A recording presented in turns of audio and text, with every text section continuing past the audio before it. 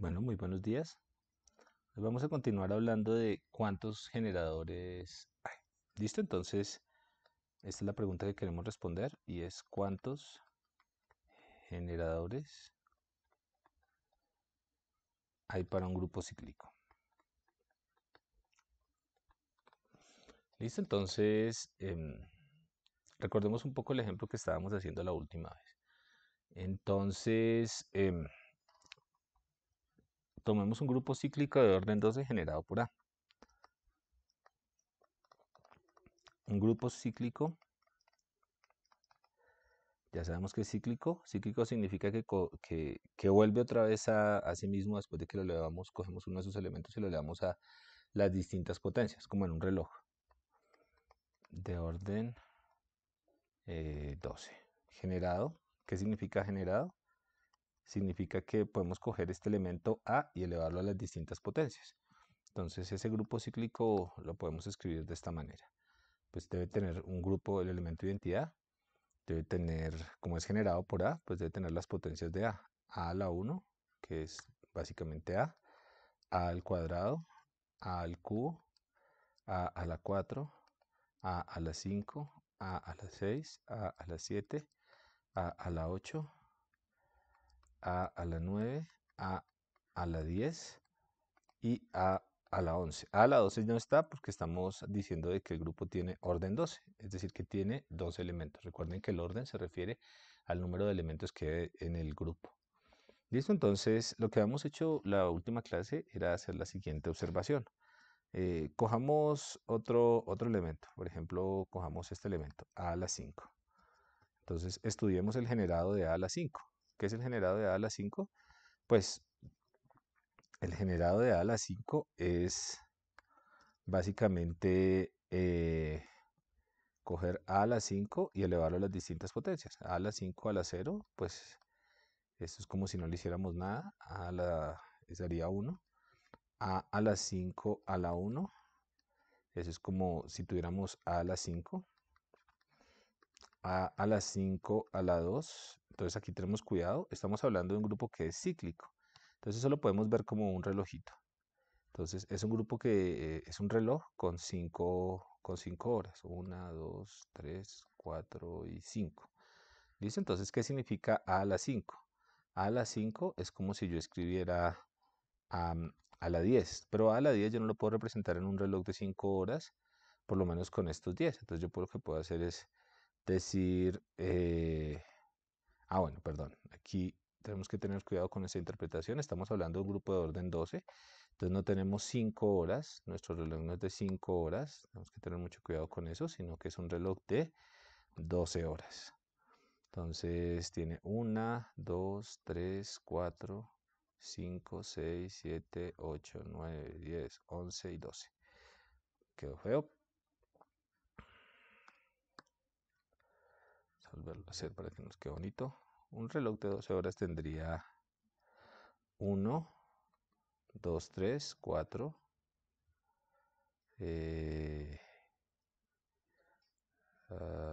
Aquí.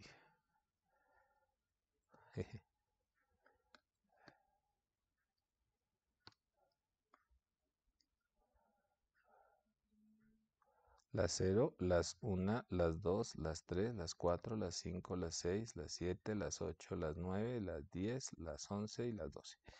Listo, entonces eso es lo que significa tener un grupo de orden 12.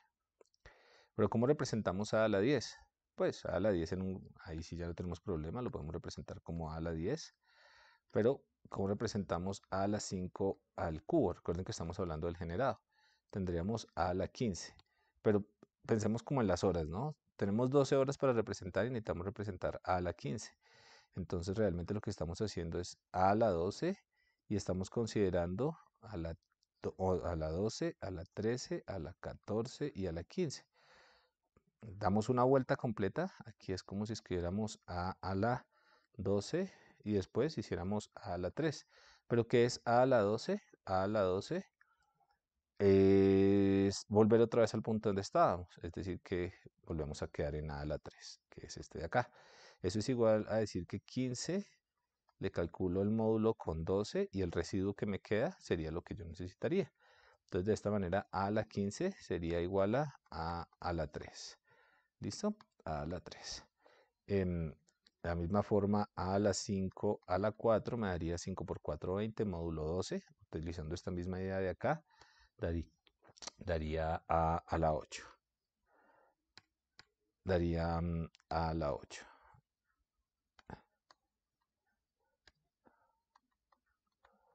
Listo. A la 8. A la 5.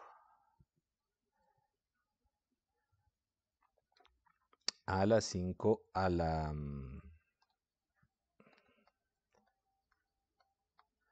A la 5 me haría a la 25, módulo 12 me haría 1. De ahí ya en este caso tendría dos vueltas. Me daría a la 1, es decir, a. Después tendría a la 6, a la 5, a la 6 me daría a la 30, módulo 12 me daría a la 6. Después a la 5 a la 7, 7 por 5, 35, módulo 12, 35 módulo 12 me da a la 11. Después tendría a la 5 a la 8, 8 por 5, 40, módulo 12, 36, 4, a la 4. Después tendría a la 5 a la 9, 9 por 5, 45. 9 por 5, 45. Módulo 12 me daría 36 a la 9. Después tendría a la 5 a la 10, sería a la 2. ¿Por qué? 5 por 10, 50. Módulo 12, 2. Y después tendría a la 5 a la 11, 55, módulo 10 a la 7. Y finalmente tendría a la 5 a la 12, por eso es como a la 60, pero eso es como darle 5 vueltas al reloj, es decir, volvería a tener 1. Entonces, observemos aquí una cosa interesante, y es que, ¿qué elementos tenemos en el generado de a la 5? Tenemos el 1, tenemos el a, tenemos el a la 2, tenemos el a la 3, tenemos el a la 4, tenemos el a la 5, tenemos el a la 6, tenemos el a la 7, tenemos el a la 8, tenemos el a la 9, tenemos el a la 10 y tenemos el a la 11. Es decir, que el generado de a la 5 también es G. Esto es interesante porque los elementos que generan un grupo, pues los llamamos generadores, y no solamente A genera este grupo cíclico, sino existen otros elementos que también generan ese grupo cíclico, en particular A a la 5. Entonces, una pregunta es, ¿todos los elementos de G generan a G? ¿Todos los elementos de G generan a G? Entonces, de entrada, sabemos que no, ¿no? Porque 1 está en G y 1 elevado a la cualquier potencia, pues nunca nos va a generar a G. Pero, ¿será que los elementos mayores que 1? Cojamos otro elemento, por ejemplo, a la 2, y estudiemos el generado de a a la 2. Entonces, este tiene todas las potencias de a a la 2. A la 2 a la 1, bueno, a la 2 a la 0, que es 1. A la 2 a la 1, que sería a la 2. A la 2 a la 2, que sería a la 4. A la 2 a la 3, que sería a la 6. Después sería a la 2 a la 4, que sería a la 8. A la 2 a la 5, que sería a la 10. A la 2 a la 6, que sería a la 12, pero a la 12 es como darle una vuelta al reloj de 12 horas. Entonces, este sería el elemento de los generados. ¿Listo? Pero ya después de que yo ya le di la primera vuelta al reloj, como lo digamos usando nuestra analogía, ya no puedo generar otros elementos. Por ejemplo, si hago a la, a la 2, a la 6 nos daba de nuevo el 12, a la 7 nos da 14, pero 14 es igual a la 2. Entonces, ¿qué pasa? con este elemento de acá que no puede generar algunos otros elementos. En particular, no puede generar, por ejemplo, a la 7. ¿Por qué? Porque yo no puedo encontrar una potencia tal que al elevarla al coger a la 2 y elevarla a esa potencia me dé a la 7, no para una potencia entera. ¿Eso qué quiere decir? Que no todos los elementos son generadores. ¿Listo? Entonces, una pregunta que uno se puede hacer es ¿qué condiciones tienen que tener los generadores? Entonces, para responder esa pregunta, uno tal vez se puede preguntar qué condiciones no tienen los generadores. Por ejemplo, qué condición no tiene a la 2. O por ejemplo, estudiemos a la 6. Entonces, a la 6 sería 1, sería a la 6, sería a la 12, que es 1. De hecho, esto solo tiene dos elementos acá. Listo. Entonces, ¿qué tiene el 2 y qué tiene, por ejemplo, el 6? ¿Qué tienen que ver con el 12? Que resultan en que estos no sean generadores. Y por ejemplo, un 5 sí es generador. ¿Qué tiene el 5 que ver con el 12 para que sea generador? Entonces, eh, a ver, pensemos, ¿qué está pasando aquí con el 2, por ejemplo? Entonces, cuando nosotros hacemos a la 2 en nuestro reloj de 12 horas, 1, 2, 3, 4, 5, 6, 7, 8, 9, 10, 11, 12. Listo. Entonces, ¿qué estamos haciendo? Estamos diciendo, bueno, me voy a parar acá y voy a coger a la 2. Voy a coger a la 2. Listo, entonces es como si cogiera, me parara acá en unidades de 2 horitas, acá de 2 horas, y cuando hago las potencias elevado a la n, pues yo lo que veo es que voy saltando 2, 4, 6, 8, 10 y 12. Y aquí me quedan unos elementos que yo nunca voy a poder reconstruir. ¿Listo? En cambio, cuando yo hago a la 5 en mi reloj, 1, 2, 3, 4, 5, 6, 7, 8, 9, 10, 11. Entonces, 1, 2, 3, 4 y 5.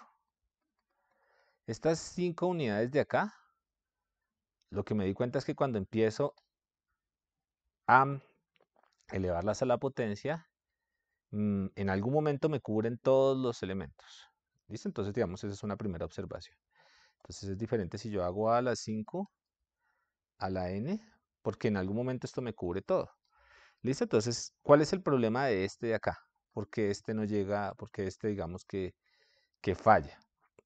Falla porque, digamos que yo puedo llegar muy rápido otra vez aquí al 0, dándole vueltas de 2 en 2, yo puedo llegar muy rápido eh, al 1 o al 0 en el reloj. Como acá yo llegué muy rápido sin cubrir todos los elementos. ¿Y por qué pasa eso? Pasa porque hay algo que es común entre el 12 y el 2. Y es el hecho de que el 12 se puede partir en pedacitos de 2 y el 2 también se puede partir en pedazos de 2. Es decir, tienen un divisor común. Yo tengo el 12, las 12 horas, y las puedo partir en pedazos de 2, en pedacitos de 2. De hecho, son 6 pedacitos de 2. 1, 2, 3, 4, 5 y 6 pedacitos de 2. Y el 2 también lo puedo partir en pedacitos de 2. Entonces, cuando yo cojo el 12 y lo parto en pedacitos de 2, llego en 6 potencias, en 6 movimientos al 12. Cuando yo cojo el 2 y lo parto en pedacitos de 2, pues llego muy fácil al 12. Es decir, que si cojo este pedacito, estos son 2, 2, 2, 2, 2, 2 y 2. Si cojo este de acá y lo hago 6 veces, llego muy rápido al 2. ¿Listo? Entonces, ¿cuál es la clave? La clave es, bueno, y lo mismo pasa con el 6, ¿no? Este 6 de acá, yo cojo el 12 y lo puedo partir en dos pedazos de 6. Y si aplico dos veces este pedazo de acá, pues voy a cubrir el 12. Entonces, la clave es no tener pedazos muy gruesos. ¿Y qué significa no tener pedazos muy gruesos comunes, ¿no? Porque si tengo pedazos muy gruesos comunes, yo puedo llegar muy rápido al 12 y no cubrir los otros elementos. ¿Y qué significa no tener pedazos muy gruesos? Pues significa que el máximo común divisor entre x, siendo este x, por ejemplo, y el n, debe ser igual a 1. ¿Qué significa que el máximo común divisor sea igual a 1? Que cuando tenga mi número y cuando tenga mi x, el pedacito común más grande que compartan estos dos sea igual a 1. ¿Listo? Entonces, mm, esa es la clave para la caracterización. Esa es la clave para la caracterización de quiénes serían generadores y quiénes no serían generadores. ¿Listo? Entonces, eso nos lleva a una definición y esa definición es fundamental para lo que se hace en criptografía. Entonces, escribámosla por acá. Escribamos la definición. Entonces, la función phi de Euler, phi, escribamos acá, la función phi de Euler, que también recibe el nombre de Euler-Totien o Euler-Totien, es la función, una función que opera sobre los enteros y que nos cuantifica lo siguiente. Vamos a coger todos los x tales que x sea menor, estrictamente menor que n, que esté entre 1 y n, y que el máximo común divisor entre x y n sea igual a 1. ¿Listo? Entonces vamos a armarnos este conjunto. ¿Este conjunto qué es? Es el conjunto de todos los elementos menores o iguales a n, donde el máximo común divisor, es decir, la parte más grande que comparten x y n, es igual a 1, tal como acá. ¿Listo? Y a esto le voy a medir el cardinal, medir cuántos elementos hay, y eso lo voy a llamar phi de Euler. Y esto no es más que el número de enteros positivos x menores o iguales a n que no tienen divisores comunes con n. ¿Listo? Deme un segundo.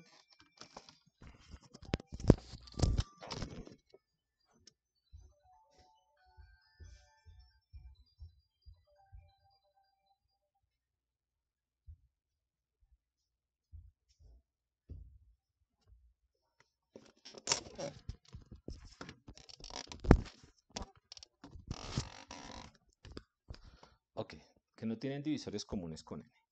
Entonces, ¿cuál es la idea detrás de esta definición de acá? La idea es capturar esa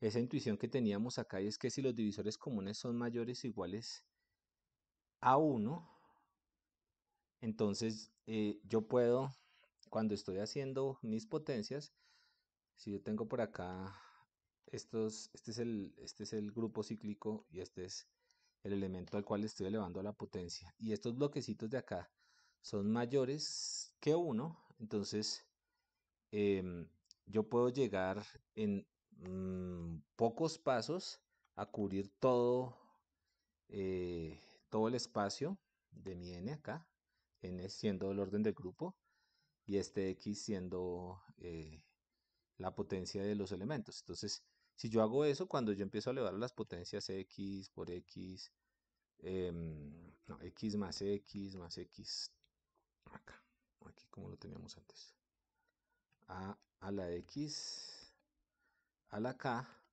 este k de acá puede hacernos llegar muy rápido aquí al 12. ¿Listo? Entonces, esta condición está capturando eso. ¿Okay? Entonces, esta función Euler de Totien es una función muy importante y tenemos que aprender a jugar con ella. Pero por ahora veamos un ejemplo. Por ejemplo, calculemos el phi de Euler de 12. Entonces el phi de Euler de 12 pues sería ¿qué cosa? Pues tenemos que averiguar cuáles son los elementos cuyo máximo común divisor, los elementos menores que 12, cuyo máximo común divisor con 12 sea igual a 1. Entonces podemos empezar acá. Cojamos todos los elementos que sean menores que 12, que estén entre 1 y 12. Entonces el máximo común divisor entre 1 y 12 es 1. ¿Listo? De hecho, lo que podemos hacer como para tener una idea acá más clara es cuáles son el conjunto de los divisores de 12 y escribámoslos. ¿Quién divide a 12? Pues a 12 lo divide 1, lo divide 12, pero también lo divide 3, lo divide 4, 4 por 3 12 y 3 por 4 12, también lo divide 6 y lo divide 2, 6 por 2 12 y 2 por 6 12 y creo que ya no tiene más divisores. Ok, listo. Entonces, mm, yo voy a construir este conjunto de acá, ese conjunto de ahí. Entonces, el 1 y el 12, el máximo común divisor, el divisor común más grande entre 1 y 12, acá como divisor común más grande entre 1 y 12, sería el 1. Entonces, el 1 iría dentro de nuestro Euler de Totien, en nuestro conjunto para calcular el Euler, el, el Totien de 12 o el phi de 12. Eh, el máximo común divisor de 2 y 12, ¿qué sería? El divisor más grande común a 12 y 2 es 2. El divisor común más grande a 3 y 12 es 3. El divisor común más grande entre 4 y 12 es 4. El divisor común más grande entre 5 y 12. Entonces acá viene una particularidad, ¿no? Y es que 5 se divide por 5, pero 12 no se divide por 5. Bueno, entonces 5 no es el divisor común más grande. 4 divide a 5, por ejemplo. No. 3 divide a 5, no. 2 divide a 5, no. El divisor común más grande que tenemos es 1. Entonces, recordemos que habíamos hecho a la 5 y lo habíamos elevado a las distintas potencias. Entonces, acá lo que queremos es que esos divisores comunes sirvan como el valor común que cuando lo elevemos a la potencia nos ayude a generar todos estos elementos. Entonces, este elemento sí iría dentro de nuestra cuenta, ¿no? Muy raro. Este elemento de acá sí iría dentro de nuestra cuenta y este elemento de acá, ¿no? ¿Por qué? Porque el divisor común más grande que tenemos es el 5. ¿Listo? Entonces, el máximo común divisor entre 6 y 12, pues lo tenemos acá, es 6. El máximo común divisor entre 7 y 12, vuelve a pasar lo mismo que con el 5, ¿no? 7 de hecho es un número primo y al ser número primo eh, no tiene divisores diferentes a 1 y a él mismo. Y 7 no divide a 12, entonces el máximo común divisor sería 1. Entonces ese 1 de aquí también lo podríamos meter dentro de nuestro conjunto de los divisores, de los elementos cuyo máximo común divisor con 12 sean iguales a 1.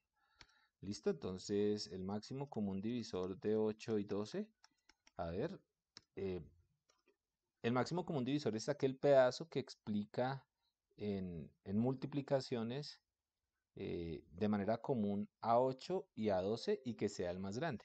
Entonces, el 8 no divide al 12, pero el 4 sí divide al 8 y el 4 a su vez divide al 12. 4 por 2, 8 y 4 por 3, 12 y es el divisor más grande que uno puede encontrar, sería 4. Es decir, sería 4, es decir que el 4 no va dentro de nuestra cuenta, el 8 no va dentro de nuestra cuenta, el máximo común divisor más entre 9 y 12 sería 3, el máximo común divisor entre 10 y 12 sería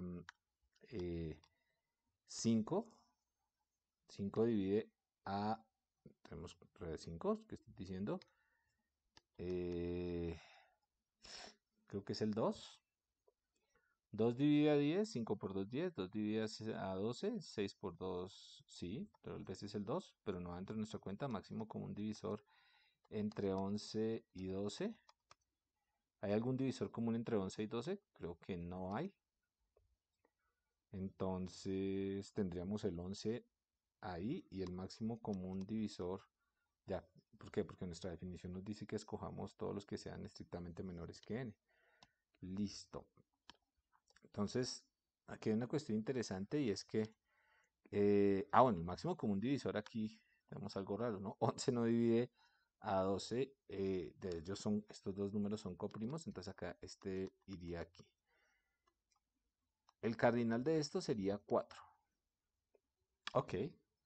Y este sería el Euler Totien. Bueno, el Totien de 12 o el phi de 12 sería igual a 4, que no es más que el número de coprimos que tenemos menores a 12. ¿Listo? Eh, Esto también lo podríamos escribir de otra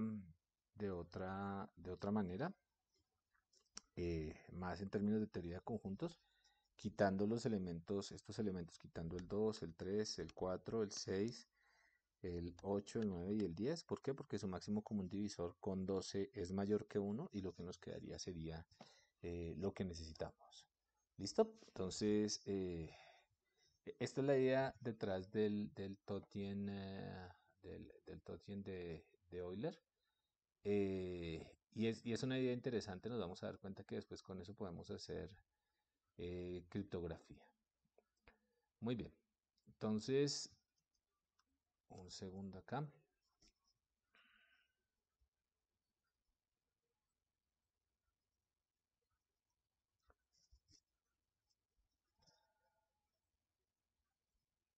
Ah, Pensemos en otro ejemplo. Pensemos en el phi de 13. 13 tiene una particularidad y es que es un número primo. ¿Qué significa que sea un número primo? Que si escribimos los numeritos el 1, el 2, el 3, el 4, el 5, el 6,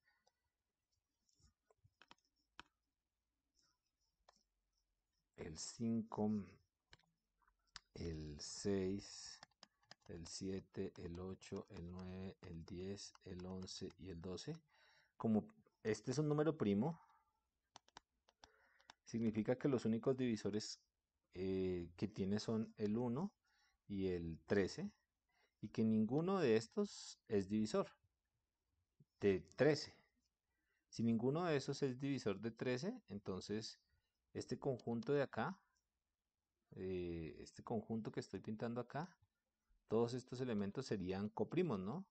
¿Por qué? Porque si existiera alguno de estos elementos que tuviese un máximo común divisor em, mayor que 1 con 13, entonces podríamos, y que no fuera 1, podríamos coger ese elemento y ese elemento estaría dividiendo a 13, pero 13 entonces ya no sería primo.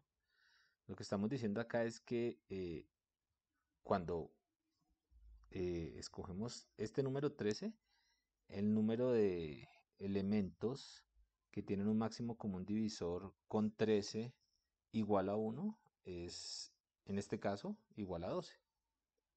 ¿Por qué? Por el hecho de ser primo, ¿no? Entonces, si hacemos phi de p con p primo, significa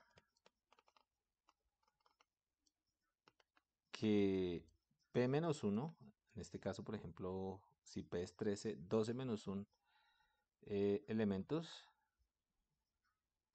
anteriores eh, tienen un máximo común divisor eh, entre x, siendo x ese número, y p igual a 1. Es decir, que la porción pequeña común más grande, la porción común más grande que comparten esos dos números es igual a 1. ¿Listo? Es decir, que este conjunto de acá, el conjunto que definimos en el phi de Euler, que este conjunto de acá tiene p menos 1 elementos. Que phi de p es o tiene p menos 1 elementos.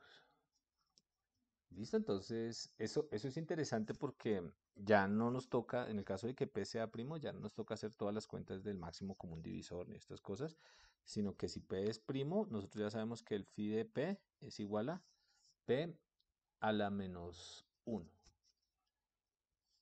Muy bien. Entonces, ¿eso para qué nos puede servir?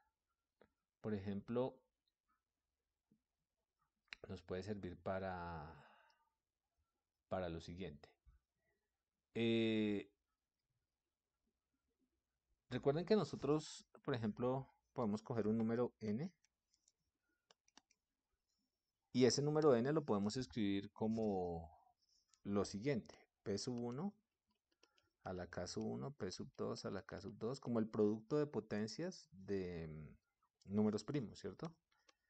Cualquier número entero se puede escribir como el producto de potencias de números primos.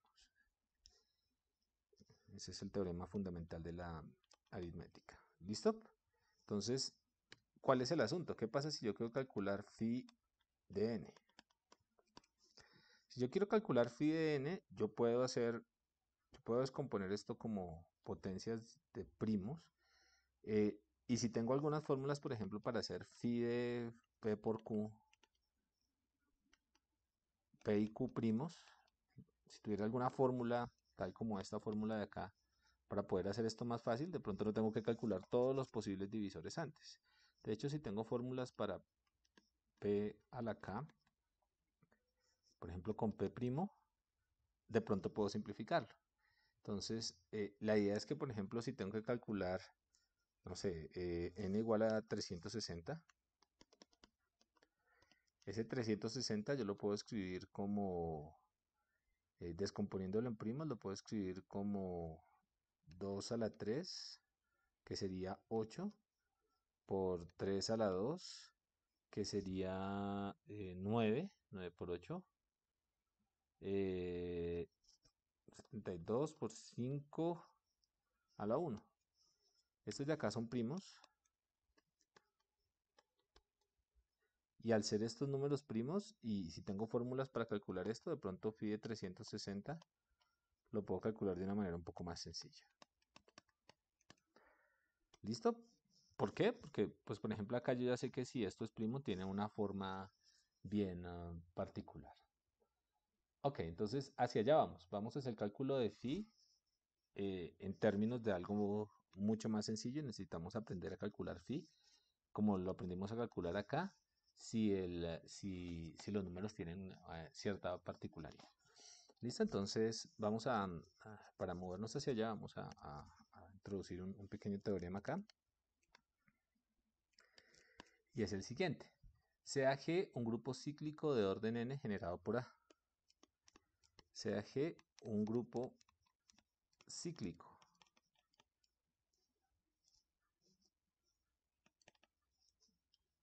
de orden n generado por A. Entonces ya sabemos qué es eso. Cogemos A y lo elevamos a las potencias y eso nos genera un conjunto que es un grupo que tiene n elementos. Y lo llamamos cíclico porque lo generamos haciendo ciclos. Los ciclos básicamente se construyen elevando a las potencias. Si D divide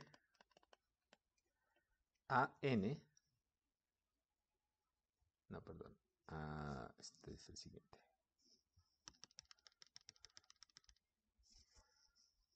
Generado por A. Entonces, G tiene phi sub n generadores. Entonces, ¿qué estamos diciendo acá? Estamos diciendo que en un grupo cíclico, la función esa que acabamos de introducir nos dice cuántos generadores tenemos, esta función.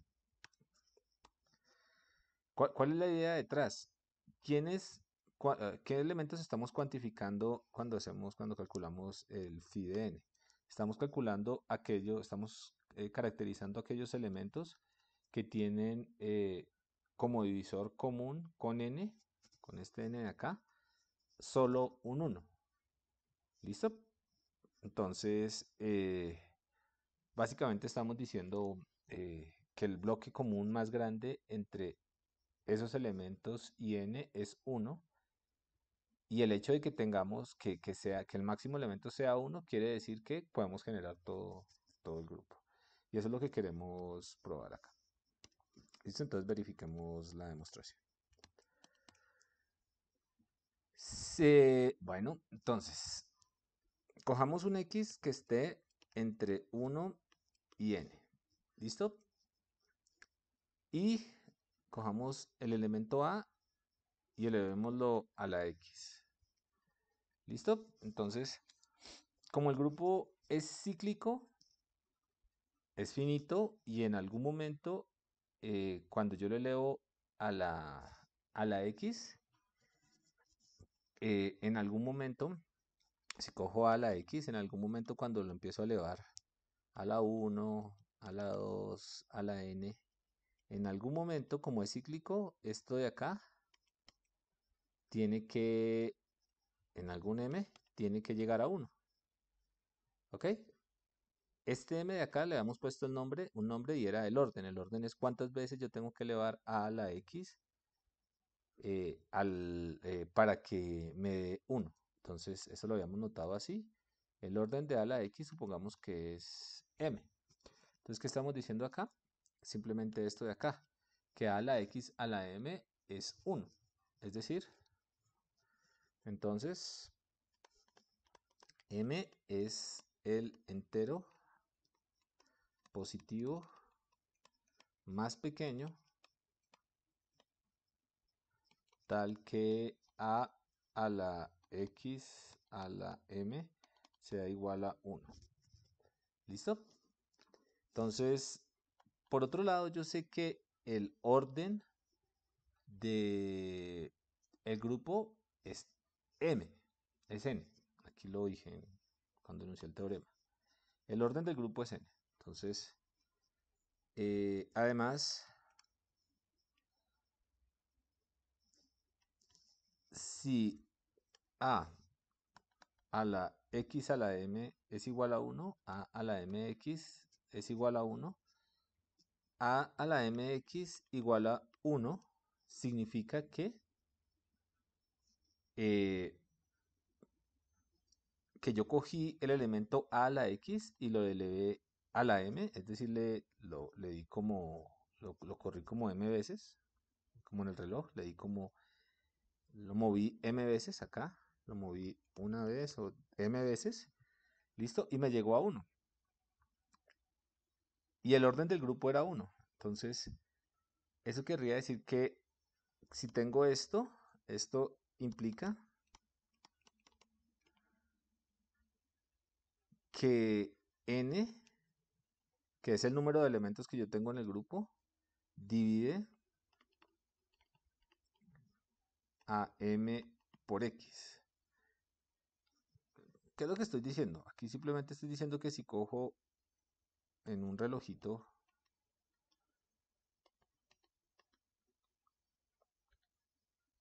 a la x y lo empiezo a elevar m veces, siendo m el número de veces que lo tengo que elevar para que me dé la identidad, entonces ese número de veces que yo elevo a la x para que me dé la identidad debe ser un múltiplo de n, del número de elementos que yo tenga dentro del grupo. Dicho, en algún momento el número de veces que yo elevo a, que es mx, debe coincidir por lo menos como un múltiplo con el número de elementos que yo tenga. ¿Listo? Entonces, De esta forma, a la x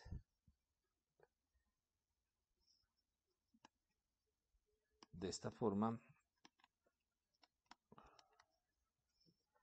a la x tiene orden n si, y aquí está la parte clave, si no tiene divisores comunes.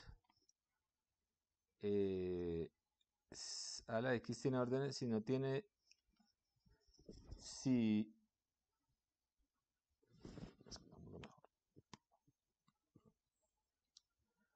x y n no tienen divisores comunes.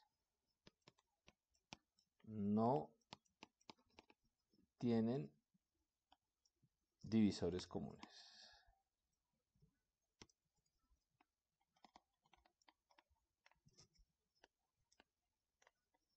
Divisores comunes. ¿A qué nos estamos refiriendo acá? ¿Qué pasa si x y n tienen divisores comunes? Si x y n tienen divisores comunes, pues yo puedo hacer a la mx igual a 1 y puedo hacer, ¿qué significa que un grupo tenga orden n? Que yo cojo el elemento generador y lo elevo a la n y sería igual a 1. Si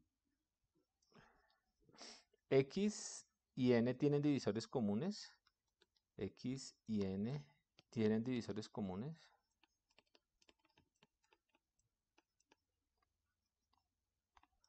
yo podría escribir lo siguiente, yo podría escribir x como k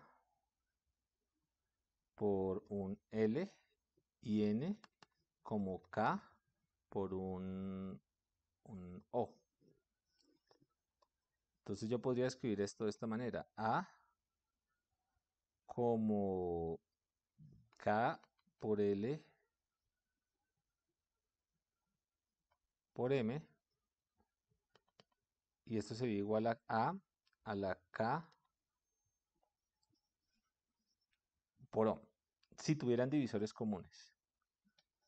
¿Listo? Entonces, eso querría decir que yo podría escribir, o yo pues simplemente podría escribir esto como a la L por m igual a la O. ¿Listo? Si tuvieran divisores comunes mayores que 1, ¿no? ¿Por qué? Porque yo puedo aquí hacer yo puedo hacer algo para quitar este k de acá y para quitar este k de acá. Y esto no me alteraría esto de acá. Entonces, si tuvieran divisores comunes,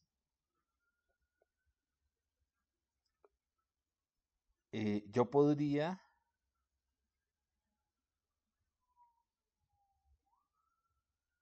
construir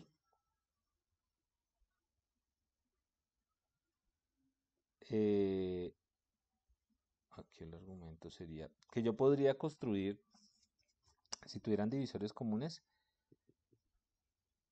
yo podría quitar esto de acá, estos divisores comunes, y llegar a un punto común.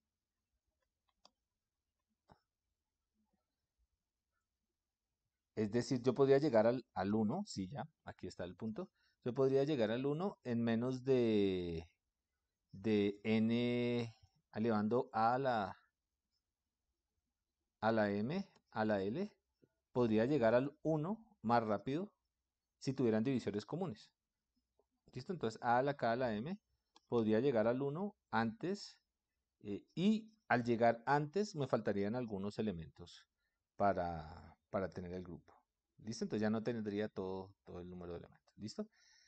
Digamos, ahí lo hice un poquito detallado, pero lo que yo quiero que vean es simplemente piensen en el relojito y piensen en el hecho de que tengamos divisores comunes implica que yo no voy a tener elevando a las potencias la forma de generar todos los elementos del grupo si el divisor común más grande entre los dos no es 1. ¿Listo? Entonces, nuestro argumento acá era que de esta forma a la x, si no tienen divisores comunes, de esta manera, De esta forma, el máximo común divisor entre x y n sería igual a 1. Y pues, ¿qué elementos están en este conjunto? Los de phi de n. Entonces, ¿qué es lo que qué es lo que nos decía el teorema? El teorema nos dice que si G es un grupo cíclico, entonces el número de generadores debe ser igual a phi de n. Muy bien. Ok, listo. Creo que lo dejamos por acá hoy y seguimos en la siguiente clase. Bueno, ¿hacia dónde vamos? Simplemente para que no se queden ahí como pensativos. Vamos hacia construir algunas fórmulas que nos permitan hacer este cálculo un poco más sencillo. Muchas gracias.